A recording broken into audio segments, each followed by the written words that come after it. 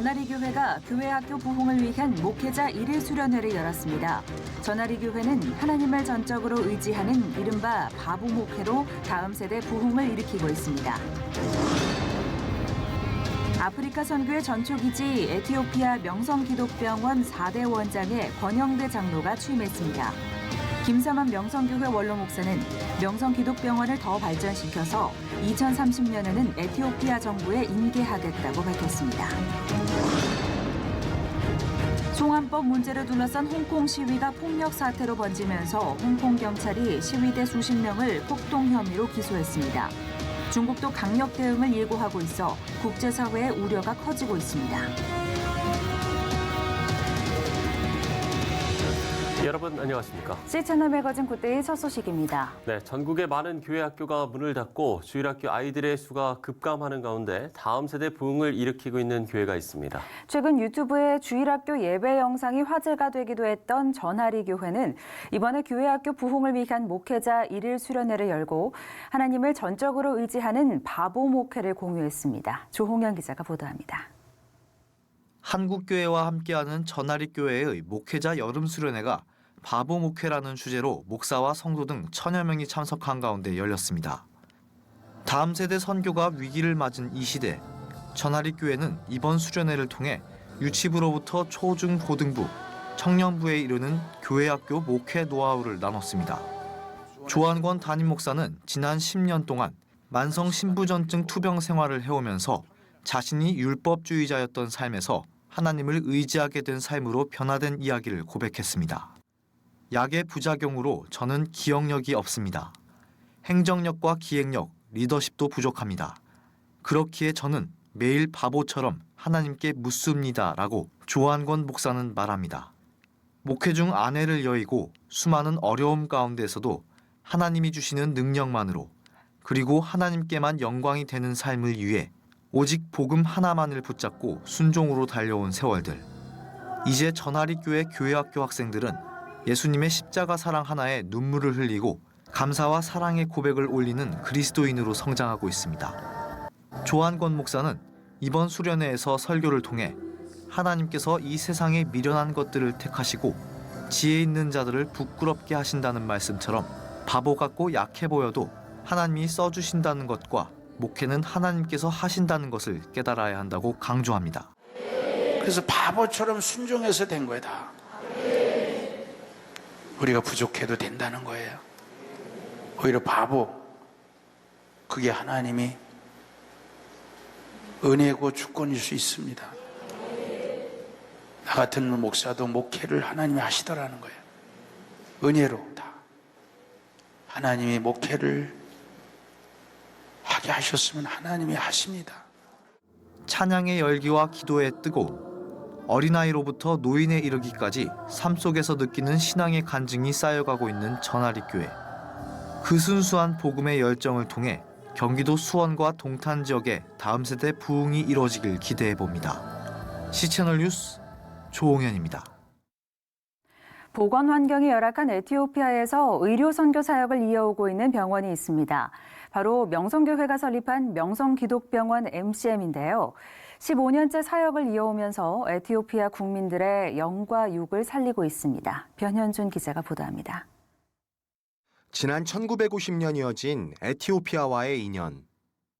참혹한 전쟁으로 절망에 놓인 우리나라에 에티오피아가 도움의 손길을 내밀었습니다. 수십 년이 지난 후 한국교회는 그 도움에 보답할 기회를 갖게 됩니다. 의료 낙후 국가인 에티오피아를 위해 시작된 의료선교.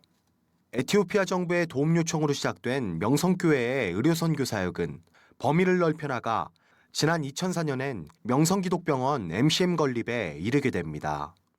또 의사수가 부족한 에티오피아를 위해 명성의과대학을 설립하고 전문 의료 인력을 양성하기 시작했습니다. 첨단 의료 장비와 시술 방법으로 에티오피아의 의료 수준을 한 단계 끌어올린 명성기독병원. 명성교회는 공로를 인정받아 지난 2014년 에티오피아 정부로부터 1등 훈장을 수여받게 됩니다. 지난 7월 30일 MCM 내 굿뉴스 처치에서 진행된 명성기독병원 4대 원장 취임식. 정관계 인사들이 취임식에 참여한 가운데 권영대 원장이 취임했습니다. 김사만 명성교회 원로 목사는 영상 메시지를 통해 명성기독병원을 더 발전시켜서 2030년에는 에티오피아 정부에 인계하겠다고 밝혔습니다.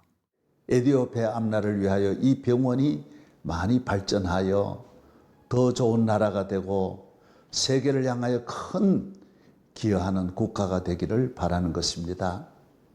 우리는 2030년 가능하면 에티오피아에 이 병원과 대학을 넘겨주기 위해서 여러 가지 준비를 하고 있습니다. 앞으로 우리가 11년을 더 열심히 해서 우리는 에티오피아 앞날에 이 MCM 병원과 대학이 양국과의 관계와 전체 아프리카의 의료 발전에 크게 기여하리라고 생각하면서 우리는 좋은 꿈을 꾸고 있습니다. 의료 혜택을 제대로 받지 못하는 에티오피아 국민들에게 최상의 의료 서비스를 제공하고 있는 명성기독병원 MCM.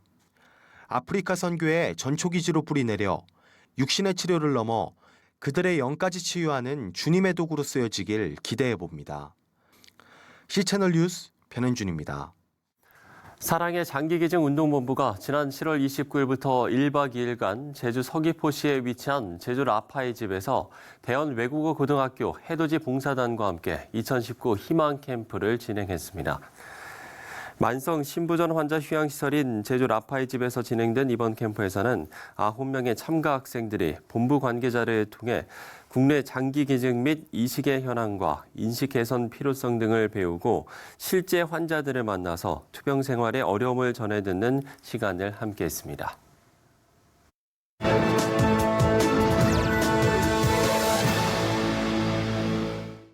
캄보디아에서 시민들이 직접 범법자를 응징하는 인민재판이 성행하고 있다고 하는데요. 이러한 인민재판으로 사망자까지 나오고 있다고 합니다. 네, 캄보디아의 장완익 선교사 연결해서 자세한 내용 들어보도록 하겠습니다. 자, 선교사님, 현재 이루어지고 있는 인민재판이라는 게 어떤 겁니까? 먼저 인민재판이라는 용어의 정정에 대해서 말씀드리면 인민재판은 법적이고 행정적인 성격과는 거리가 좀 멉니다. 즉 현장범에 대한 시민들의 즉각적인 행동 정도가 바른 표현 같습니다. 절차에 따라 변화할 수 있는 기회가 주어지지 않기에 재판이라는 용어는 부적절한 것 같습니다. 예를 들어 도둑질이나 강도, 성폭행 등의 현장에서 가해자를 직접 체포했을 경우 그 가해자를 체포한 시민들이 경찰에게 연락하지 않고 그 가해자에게 직접 응분의 체벌을 가하는 것입니다. 주로 구타와 폭행을 행하며 심할 경우 중상이나 사망에 이르는 경우도 있습니다. 이런 사례가 발생하는 배경은 캄보디아의 부조리와 비효율적인 법제 행정 등이라고 생각합니다. 즉 그 가해자를 경찰에 인계했을 때 그 가해자와 경찰이 합의하면 피해자만 억울하게 되는 거죠. 쉽게 말씀드리면 시민들이 경찰과 법을 아직은 믿지 못하는 부분에서 기인한 것이라고 생각합니다. 네, 인민재판이 예전부터 시행되고 있었다는데 인민재판을 시행한 사람들에 대한 정부의 제재는 없는 겁니까? 이러한 행태가 언제부터 시작됐는지는 정확히 알 수 없지만 아무래도 1975년부터 79년 필리핀 이후 시대가 아닌가 생각을 합니다. 그 시대 이후로 캄보디아의 사회적인 변화가 심해졌거든요.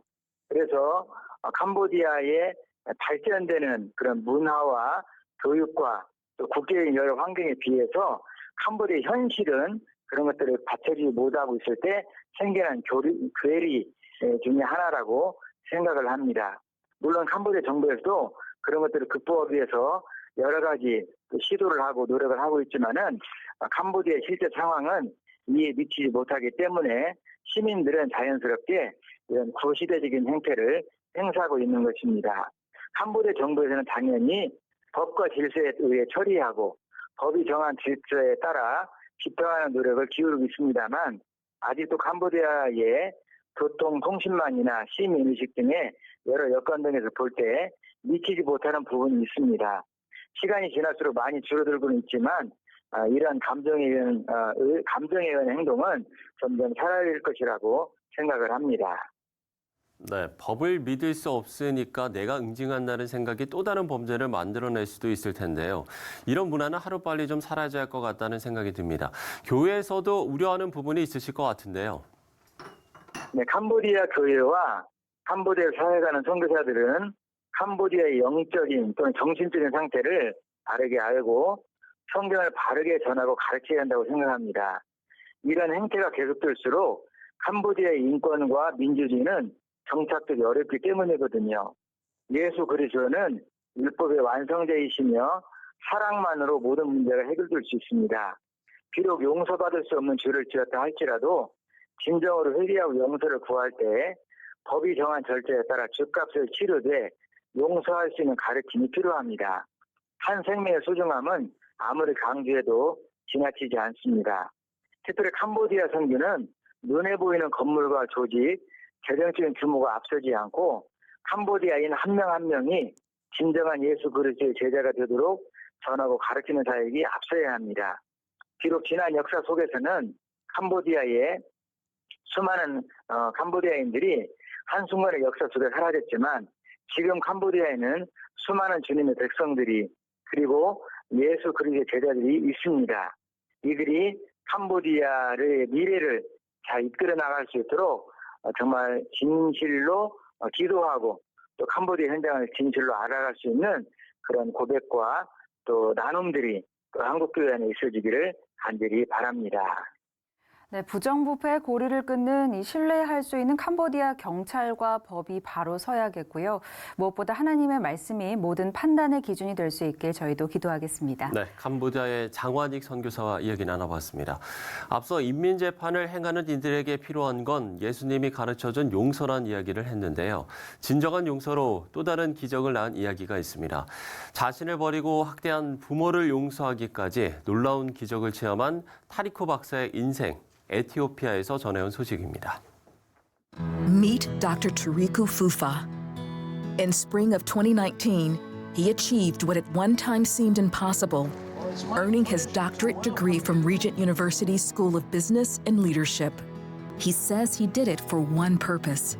This is what I'm gonna do. Revival for every heart. Gospel for every sinner. Discipleship for every believer. And leaders for every nation. But as a young boy growing up in Ethiopia, he was far from a respected student and leader. When he was 3, Tariku became an outcast among his family and his village because he was abandoned by his mom. Although his father took him in, Tariku never went to school. Instead, he became a sheep herder from the age of 4 to 9 years old. When my dad told me that I would never ever go to school, I thought my life is over, and it was so painful. But when Tariku turned 10, the government made his father send him to school. Tariku excelled, but at 13, he learned something from his half-brother that would change his life, the love of Jesus Christ. That for the first time, I knew there is somebody interested in me, loving me. So that day, Christ came into my life. When his father found out, he and his stepmother beat Tariku unconscious and left him on the streets to die. For the next 6 years, he did whatever it took to survive. I was like those donkeys, you know, I carry stuff for people. They would pay me maybe like a penny. I buy food with that. He was also asthmatic. One day when he was 15 years old, he was cooking over an open fire. He suffered an asthma attack so severe, he knew he was going to die. As I was crying and yelling to God, I heard silent and a quiet voice of the Lord, and very clearly saying, Tariku, my son, don't cry. You are not without help. Count 3 months, I will heal you from this asthma. Once you are healed, count another 3 months, I will take you to another town and open door of education for you. You will go to university and move on to preach my gospel all over the world in the language that you have never spoken. Months later, Tariku says he was healed of his asthma. He was also attending high school, where he earned a government scholarship to college as one of the top students in his country. As Tariku neared graduation, his father learned he was still alive and went to see him to ask for forgiveness. I said, Dad, Jesus, whom I followed, took care of me. He healed me of the asthma. Jesus gave me hope. I said, yes, Dad, I forgive you because I followed Jesus. Tariku returned home with his father and shared his story of survival. As a result, the entire village, including his father, would give their lives to Christ. Seeing them receiving Christ, it is the highest fulfillment in life. Tariku went on to earn his master's and join the staff of Campus Crusade for Christ, where he met Buze and they later married. He also became the national director of student ministries in Ethiopia. And using the Jesus film, he helped lead thousands to faith in Christ. It was at a Jesus Film conference he met Tom Keeley, who invited Tariku to share his story and ministry in the Tidewater area. While there, Tariku discovered Regent University.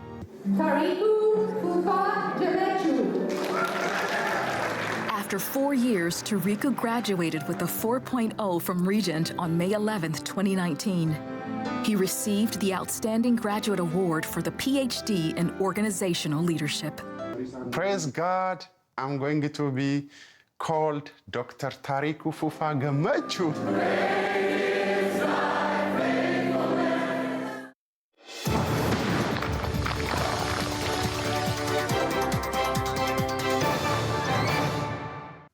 북한 관련 소식으로 함께합니다. 고려대학교 남성욱 교수 나오셨습니다. 교수님 안녕하십니까? 안녕하십니까? 네. 자, 지난달 25일이었나요? 북한이 미사일 발사를 쏜 이후로 지금 벌써 세 번째인데 자꾸 이런 의도가 뭘지 이게 좀 궁금한 것 같습니다. 미사일을 새벽에서 아침 시간에 쏜다고 그래서 굿모닝 미사일이다. 미사일도 처음 한번 쏠 때는 좀 놀래긴 하지만 이제 한 열흘 간격으로 한 세 차례 아침 시간에 5시부터 7시 사이에 쏩니다. 왜 이 시간을 택할까 두 가지라고 봅니다. 일단 한국에게는 조금 충격을 아침 출근 시간에 주는 거고요. 요게 이제 워싱턴 시간으로는 전날 저녁에 골든타임이죠. 모든 TV 앞에 시청자들이 모이는 7시에서 9시 사이죠. 그래서 미국에게 이제 절대적인 메시지를 보냄으로써 저희가 이 7월 삼복더위를 지나면서 8월에 굿모닝 미사일 속에 지금 살고 있습니다. 북한이 뭐 하여튼 굿모닝이든 굿애프터눈이든 미사일을 쏘는 이유는 일단 자신들의 요구를 들어달라는 거죠. 그 요구라는 것은 이제 연말까지 트럼프 대통령과 4번째 만나는 뭐 스케줄을 잡고 있습니다. 제재를 풀어달라는 것이죠. 그 실무 협상을 앞두고 최대한 몸값을 올리는 이제 기싸움을 지금 벌이는 것으로 보고 있습니다. 네. 그래도 미사일 발사에 대해서 이제 미국의 반응은 상당히 지금 로우키 수준으로 대응을 하고 있습니다. 네, 그렇군요. 미사일, 뭐 굿모닝 미사일이다 이런 말씀도 하셨는데 정말 미국의 태도에도 좀 변화가 있는 것 같습니다. 이 볼턴 국가안보보좌관도 이제는 뭐 북한이 미사일 쏜 건 별거 아니다 이런 발언을 했는데 태도의 변화가 좀 생긴 거라고 볼 수 있을까요? 예, 과거 저희 북한 연구자는 평양만 바라보면 됐거든요. 평양이 왜 저렇게 행동하나. 근데 요즘은 이제 워싱턴이 도대체 왜 저렇게 하나도 분석하는데 시간을 많이 쏠 수밖에 없습니다.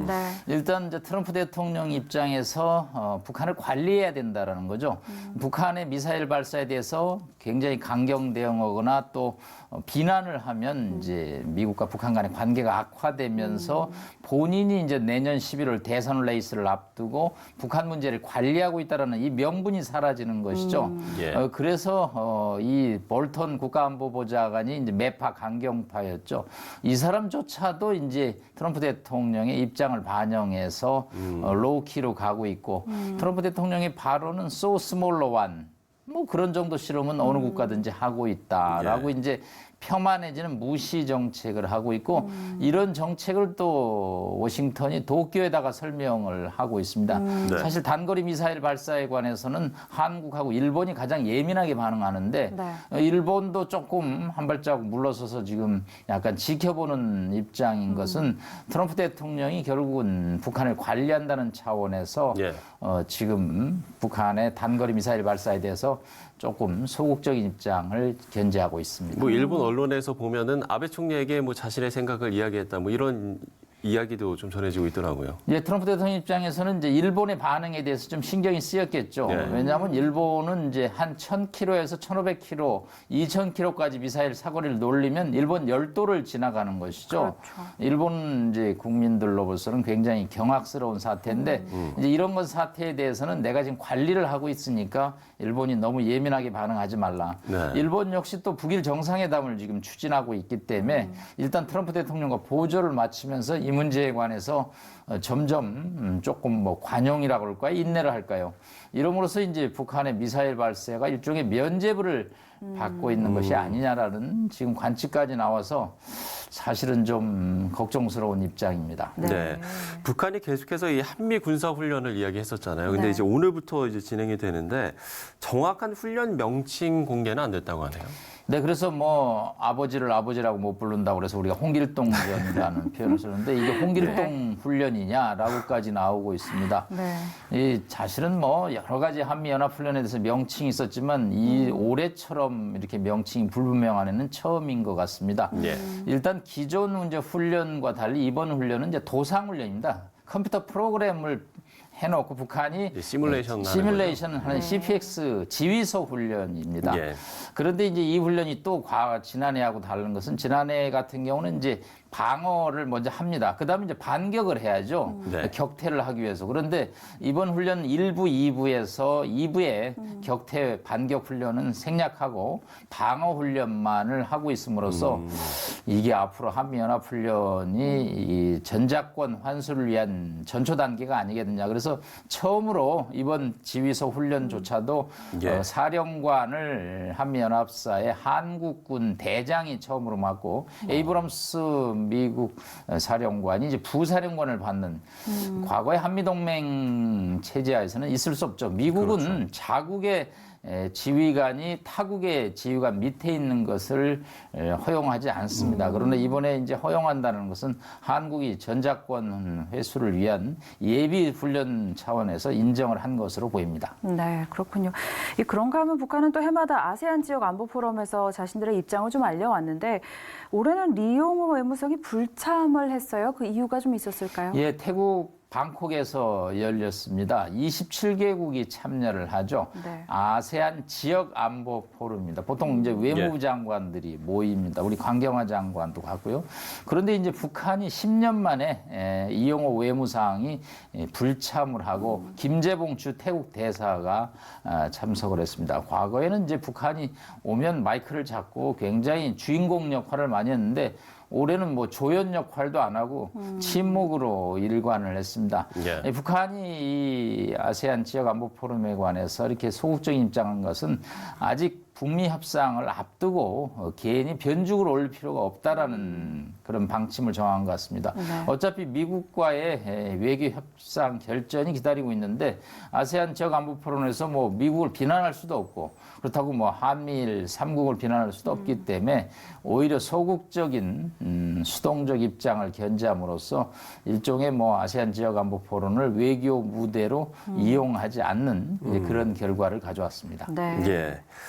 자, 한일 관계 이야기를 안 할 수가 없을 것 같습니다. 네. 지난주 금요일에 이제 일본이 우리나라를 이제 백색 국가 리스트에서 제외를 했는데 글쎄요, 뭐 우리도 이제 강경한 입장을 내놓긴 했습니다만 상황이 좀 쉽지는 않아 보입니다. 어떻게 보세요? 예, 문제가 단기간에 해결될 것 같지는 않다라는 신호죠. 이제 일본이 선제 공격으로 두 가지 조치를 취했기 때문에 이제 우리 정부에서 나오는 대책이라는 것이 결국은 지소미아 한일 정보보호 협정을 이제 폐기해야 된다라는 주장이 나오고 있는데 이 문제는 조금 간단치는 않습니다. 주로 북한 정보를 파악하는 데서 한미일이 공유를 하는 거죠. 일본은 이제 전자정보는 미군에 의존하고 휴민트 인간 정보는 한국에 많이 의존하고 있습니다. 그런데 한국이 이것을 이제 파기하면 결국은 한미일 3국에 있어서의 정보 공유가 어려워지고 우리로서는 이제 한일 관계에 대한 대응 카드는 될지 모르지만 네. 한미 동맹에 있어서의 고리가 또 약화되는 측면이 있고 이 이제 강대강 구도가 가면은 결국은 치킨 게임인데 누가 또 피해가 클 것인가.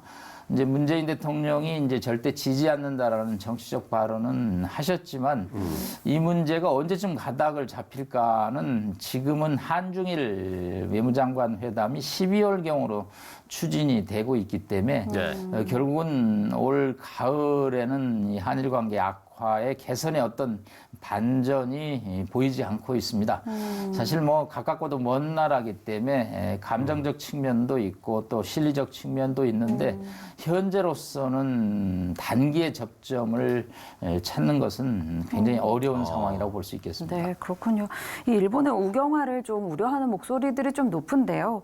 일본 내에서도 일본 지식인들이 뭐 수출 규제 뭐 이런 것들에 대해서 한일 관계에 대한 좀 문제점을 제기하고 있는데 현재 상황에 좀 영향을 어떻게 줄 수 있을까요? 저는 뭐 영향이 그렇게 크지는 않다고 봅니다. 일본 국민이라는 게 착한 국민이라 아베 지도자의 어떤 의도에 상관없이 국민들이 지도자를 따르는 성향이 좀 큽니다. 그렇기 때문에 이 지식인들의 바른 목소리가 정책에 반영되는 데는 좀 시간이 걸릴 것으로 보입니다.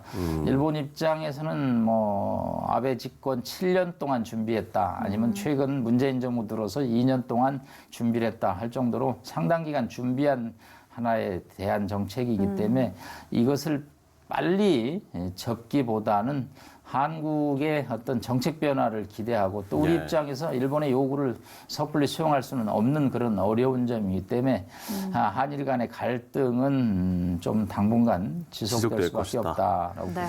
여기에서 이제 미국 중재 얘기를 많이 하잖아요. 근데 미국의 중재도 좀 쉽지 않을 것 같다는 생각도 들거든요. 어쨌든 이제 한국이든 일본이든 동맹 관계이기 때문에 미국의 중재는 좀 어떻게 전망을 하세요? 저는 뭐 미국에서 공부를 좀 했고 일본도 100차례 이상 다녀봤습니다.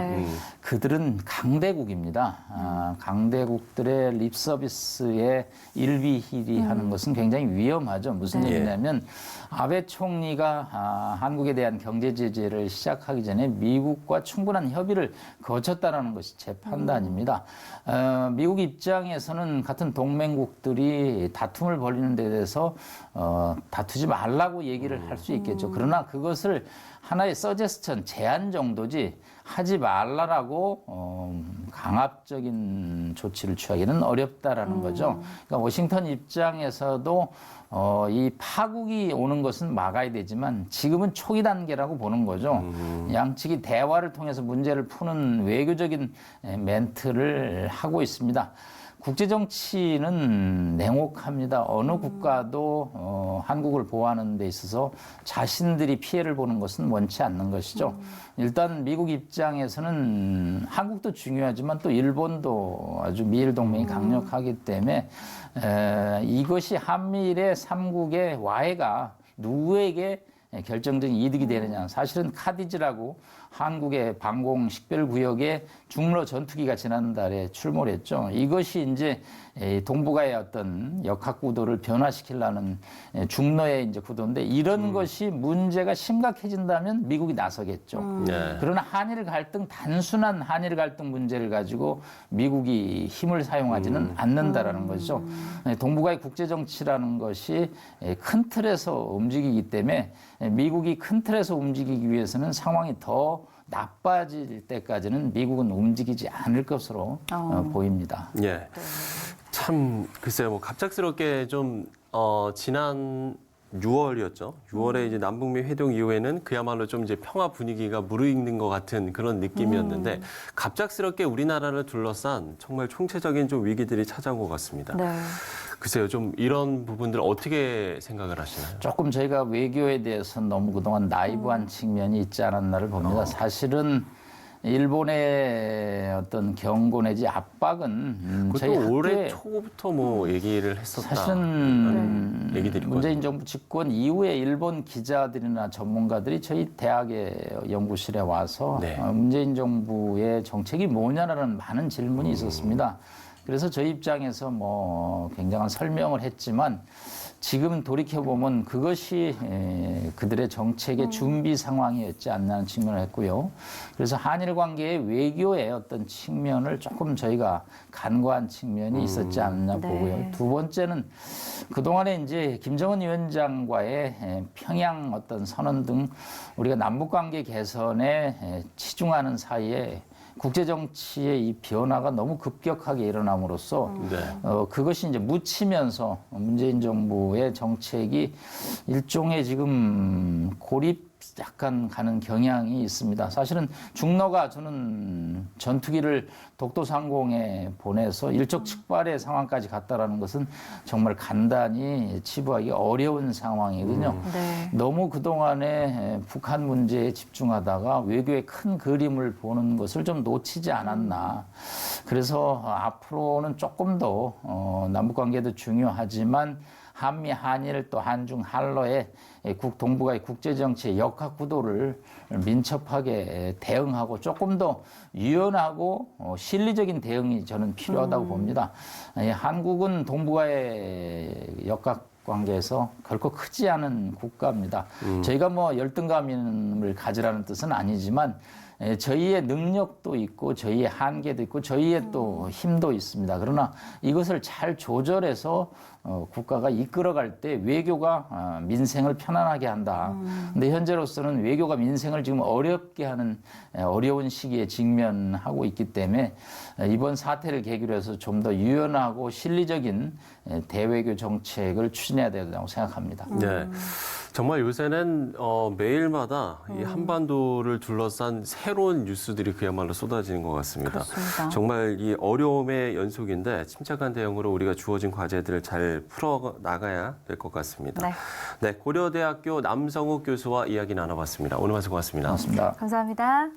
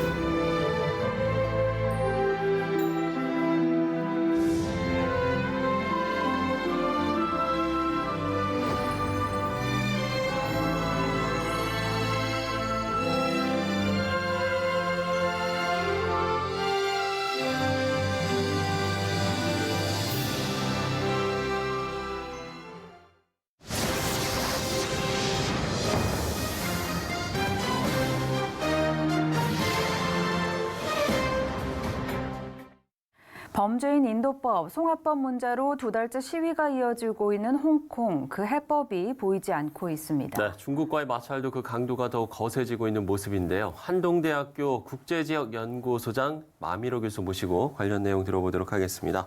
교수님, 안녕하십니까? 안녕하십니까? 네, 안녕하십니까?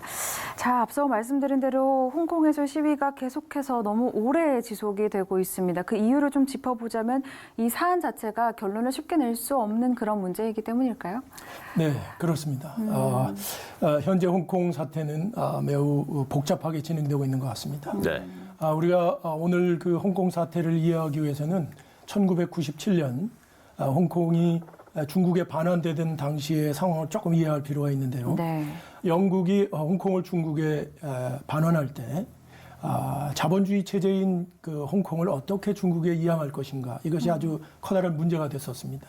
그래서 이제 등소평이 그때 당시 일국양제라는 것을 제안했는데, 한마디로 한 국가 안에 두 개의 체제를, 자본주의 체제와 사회주의 체제를 인정한다는 것이죠. 네.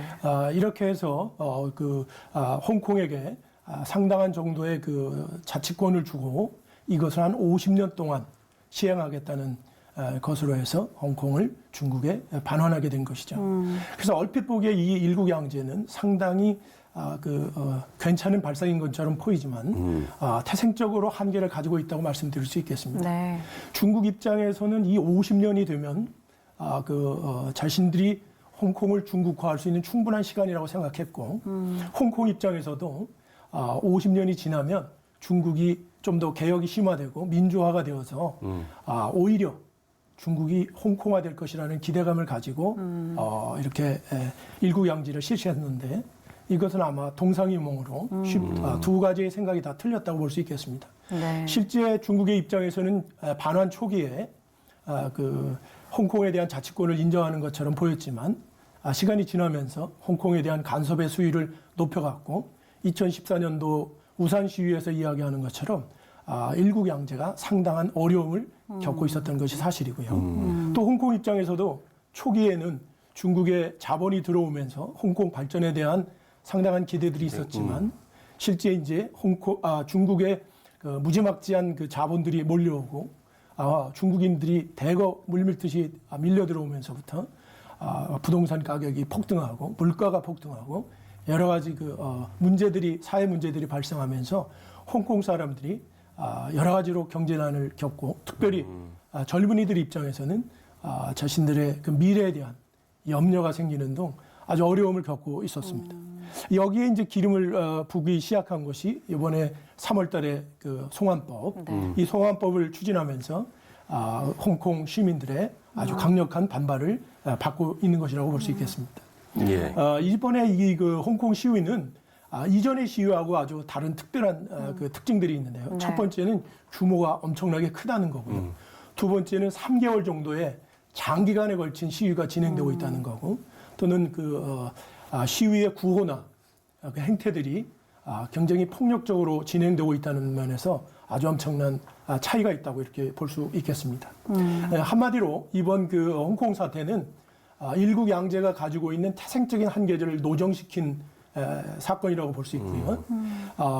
홍콩의 중국화를 추진해야 될 중국은 중국 나름대로, 또 이것을 우려하고 있는 홍콩 시민들은 홍콩 시민 나름대로 자신들의 주장을 포기할 수 없기 때문에 이 문제의 해결은 매우 어렵고 복잡해진다고 볼 수 있겠습니다. 네. 그야말로 서로 생각이 달랐던 홍콩과 중국의 오래된 역사적 배경까지 좀 짚어주셨는데요. 네.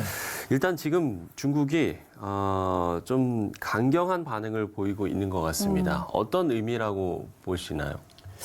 네, 중국이 홍콩에 대해 이렇게 강경한 입장을 취하고 있는 것은 네. 원래 홍콩에 문제가 생길 때마다 중국은 여러 채널을 통해서 자신들의 그 입장을 분명하게 밝혔습니다.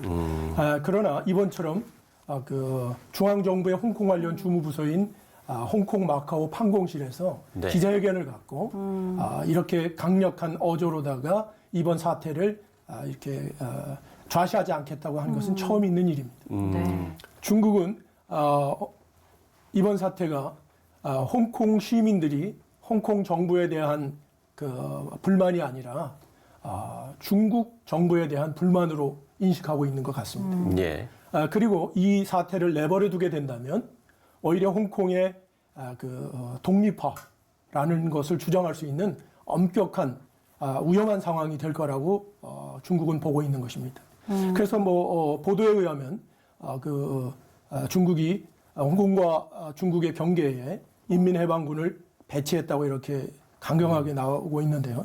이것은 중국 입장에서 이번 홍콩 사태를 좌시하지 않겠다는 강력한 의지를 보이는 것이고 또 홍콩 시민들에게 심리적인 압박을 가하고 있는 거라고 볼 수 있겠습니다. 그러나 실질적으로 중국이 인민해방군을 군사적으로 홍콩에 투입한다는 것은 사태가 더 악화되기 전에는 그렇겠죠. 그렇게 쉽지 않은 문제로 볼 수 있습니다. 네, 이 홍콩도 사실 굉장히 강경한 입장을 보이고 있는 상황인데요. 홍콩 입장에서는 또 자유민주주의를 지키겠다는 그런 의지라고 볼 수 있을까요? 네, 그렇습니다. 홍콩 입장에서는 홍콩이 중국으로 반환되었을 때 예. 홍콩의 미래를 걱정하는 많은 사람들이 홍콩을 이민의 형태로 다 떠났습니다. 그러나 많은 사람들이 일말의 기대를 가지고 중국의 일국양제를 기다려왔는데 예. 그러나 반환 이후에 홍콩 정부에 대한 여러 차례의 실망들이 있었고 또 그러나 이번에 이제 송환법과 같은 송환법이 추진되면서 그 홍콩 정부에 대한 신뢰가 완전히 무너지고 나아가서 중국 정부에 대한 불만이 그 폭발하면서 시위가 강경해지고 있는 것입니다. 네. 아시는 것처럼 지난 6월에 캐리람 장관이 송환법을 폐지하겠다. 송환법은 죽었다라고 말하지만 예. 홍콩 시민들은 홍콩 정부를 불신하고 송환법의 완전한 철폐와 그다음에 이번 사태에 대한 진상 조사를 요구하면서 지금 3개월째 아주 강력한 시위를 벌이고 있는 것입니다. 홍콩인들은 홍콩 정부에 대한 불만과 함께 그 배후에 있는 중국 정부에 대한 불만으로 이어져서 이번에는 홍콩 시민들이 뭔가 특별한 행동을 해서 자기들의 의사를 표현해야 된다는 것이 이번 홍콩 사태를 강하게 만드는 이유라고 볼 수 있겠습니다.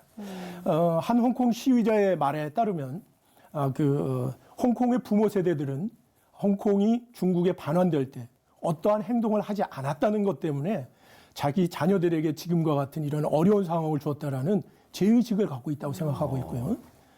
홍콩의 젊은이들 입장에서는 지금 우리가 어떤 행동을 하지 아니하면 이후에 어떠한 사태가 발생할지 모른다는 것 때문에 이렇게 홍콩의 중국에 대한 불만을 거리로 뛰쳐나와서 자신들의 의사를 표현하고 있다고 볼 수 있겠습니다. 네. 이 문제를 좀 선교와 관련 지어서 조금 이야기를 나눠보면 사실 중국은 외국인 선교사들을 모두 추방한 상황이었고 만약에 중국이 홍콩에 대해서 더 강력한 힘을 행사하게 되면 홍콩에서도 좀 선교 사역에 큰 영향이 있을 것으로 보이는데 어떻습니까? 네, 맞습니다. 지금까지 그 중국 정부가 최근 들어서 그 종교 통제를 강화하고 있습니다. 시진핑 정부 들어서 예. 종교의 중국화 정책을 추진하면서 기독교에 대한 강한 탄압과 정말 선교사들에 대한 대거 추방을 실시하고 있는데요. 지금까지 중국 선교에 있어서 홍콩이 차지했던 그런 위치는 굉장히 큽니다. 많은 국제 선교 단체들이 홍콩에 그 본부를 두고 있고 또 연락사무소를 두고 있으면서 홍콩 교회와 함께 중국 선교에 상당한 그러한 그 역할들을 했었는데요. 네. 만약에 이번 사태가 더 격화되고 중국이 홍콩에 대한 그러한 통제를 강화하게 된다면 홍콩 교회의 중국 선교에 대한 역할이 그만큼 어려움을 겪게 될 것은 명확한 일입니다. 특별히 송환법 같은 것이 통과되게 되면 송환법의 타겟이 반중적인 행동을 하고 있는 인사들, 특히 정치적인 그리고 종교적인 인사들을 송환해서 처벌하겠다는 것이기 때문에 그 홍콩 교회의 그러한 중국 사역에 대한 역할이 많이 저해될 것이다라고 이렇게 볼 수 있겠습니다. 네. 우리가 어찌됐든 이 선교사에게 미치는 영향도 생각을 해봐야 될 것 같습니다. 네. 자, 끝으로요. 홍콩과 중국의 문제, 간단치만은 않아 보이는데 가장 이상적인 마무리, 글쎄요, 좀 어떤 모습일지 짚어주시죠. 간단치는 않은 것 같습니다. 네. 단기적으로 봤을 때 제 생각에 가장 중요한 것은 홍콩에서의 이러한 그 갈등이나 그 대립은 홍콩이나 중국 누구에게도 도움이 되지 않기 때문에 이 사태가 평화적으로 안정되는 것이 가장 중요하다고 보고요. 장기적인 입장에서 놓고 봤을 경우에는 중국 정부가 홍콩의 중국화에 대한 속도를 조금은 조정해야 될 필요가 있다고 봅니다.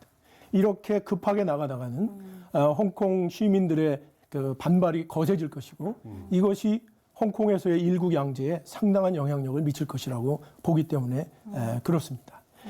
또 홍콩 시민들은 이번에 이 시위에 더 많은 시민들이 참여할 수 있도록 그리고 국제적인 지원을 얻어서 자신들의 의사를 관철하려고 하는 거기 때문에 이러한 문제들을 해결하기는 쉽지 않습니다. 한 가지 이제 또 기대하는 것은 뭐냐면 가장 바람직한 방법이라고 얘기할 수 있는 것은 중국이 개혁 개방이 좀 더 심화되어지고 또 민주화되어져서 홍콩과 중국과의 체제 차이가 체제 갭이 줄어드는 것이 사실은 장기적으로 봤을 때 가장 홍콩 사태를 해결하는 가장 좋은 해법이라고 말씀드릴 수 있겠습니다. 참 세계 곳곳에서 갈등이 끊이지 않고 있는 요즘인 것 같습니다. 홍콩과 또 중국 문제 또한 무력 충돌로 나아가지 않고 좀 슬기로운 해법을 찾을 수 있도록 저희도 함께 기도해야겠습니다. 한동대학교 국제지역연구소장 마민호 교수와 이야기 나눠봤습니다. 오늘 말씀 고맙습니다. 감사합니다. 네, 감사합니다.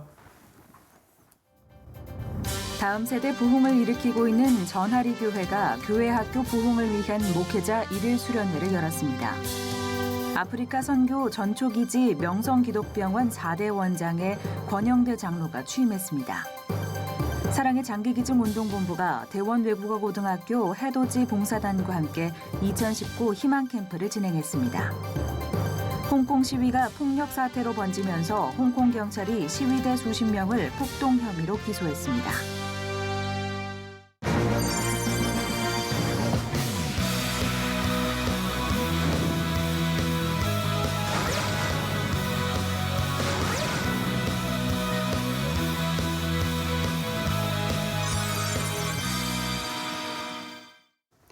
네, 전국이 가마솥 더위를 보이면서 온열 질환자도 늘고 있습니다. 네, 온열 질환을 예방하는 가장 좋은 방법은 시원한 물을 자주 마셔주는 거라고 하는데요.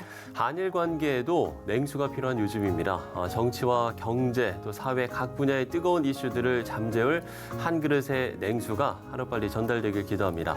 시차를 매거진 굿데이, 오늘 순서는 여기까지입니다. 시청해주신 여러분 고맙습니다.